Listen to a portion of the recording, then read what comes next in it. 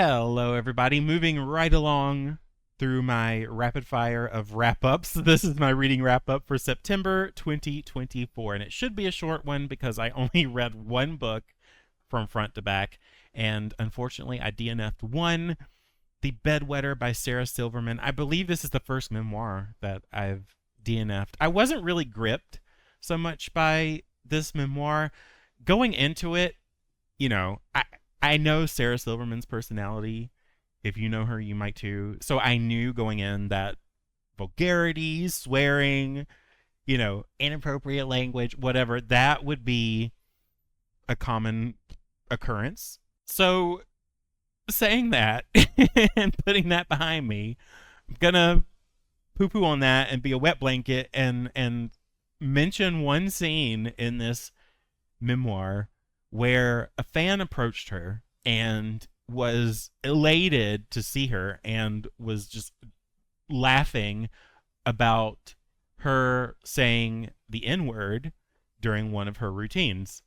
And she talked about how, her routines are more than just the language that she uses. That's not the punchline. That's not the thing that you should be focused on, which, to put the N-word into a routine and then say, but that's not what you should be focused on. It's like, why is it there then? But anyway, she made it a point to say that about this fan who approached her.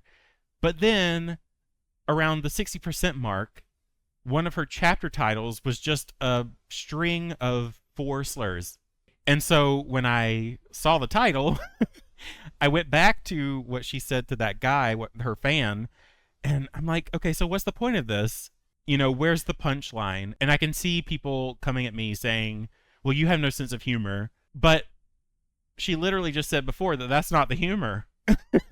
that's not what the humor is.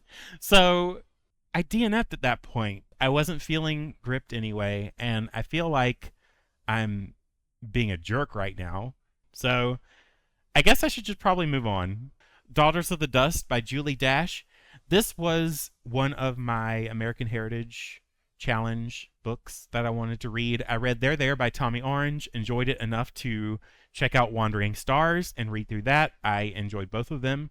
There was one that I read for Hawaii that I can't remember the name of because I DNF'd it. So I replaced the Hawaii representative with a picture book called Aloha Everything by Kaylin Malia George, which was wonderful and beautifully illustrated. Daughters of the Dust by Julie Dash was the Gullah representation. It took me a long time to read this book because I was so worried after not enjoying one of the books in this challenge. And my fear was, going into this, was that there really isn't enough Gullah representation in literature to where I wasn't sure if I could find a replacement for this book if I didn't enjoy it.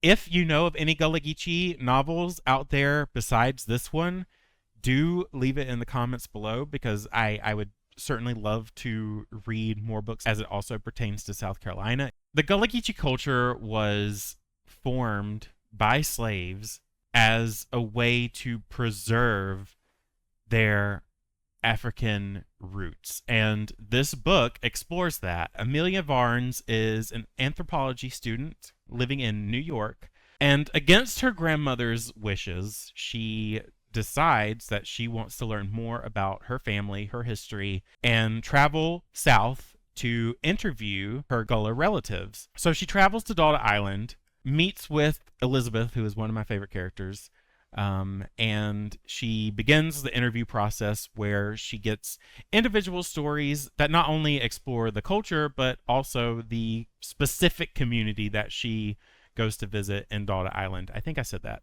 already, but whatever. I said it twice. And by the way, they call telling a story telling the lie, which I think is adorable. But yeah, it's a series of short stories as told by individuals in this community. It eventually evolves into Amelia being part of history herself. Now, the whole point of this story was for her to collect these stories and take them back to New York. But she does have this inner conflict where, she wonders whether or not it's really a good idea to take them back.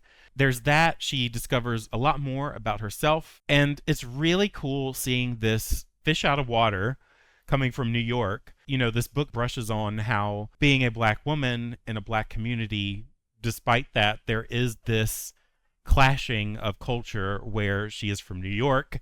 She follows a different routine. It's a very interesting topic to explore. I personally enjoyed it. I enjoyed the short stories told by each of the individual characters. I enjoyed Amelia and her internal struggle. I enjoyed her interactions with her family from New York versus her family down south. There was a lot to take in. And the only gripe that I have about this novel is that sometimes the way that the chapters were split up is that they began with a story as told by someone in the community, and they bled into the present day. So sometimes I would get lost going into the present day section. I would forget who was telling the story and what the story was about. But that was really my only gripe. I think this was a movie first. I don't know if it was a mainstream movie or if it was just a movie that was part of a festival. But I am thankful that Julie Dash did create a novel that is more accessible to people, that they can purchase or check out for themselves. If you're interested in doing that for yourself, the Goodreads link for this book as well as the Bedwetter are in the description below.